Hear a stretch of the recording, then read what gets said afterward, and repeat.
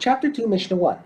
When truma is designated, it must be touching or near the produce for which it is being designated. This is called the law of proximity. The Mishnah presents rulings that are based on this law. We now turn to the words of the Mishnah. We may not separate truma from tahor produce for tamei produce.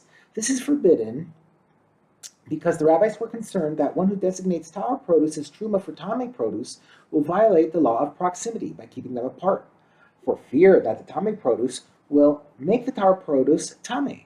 But if people did separate truma from tahor produce for tamei produce, their truma is valid.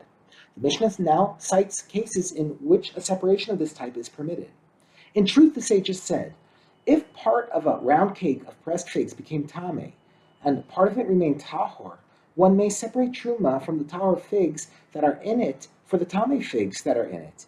There is no concern here that one will transgress the law of proximity because the tahor and tamei figs are already touching each other.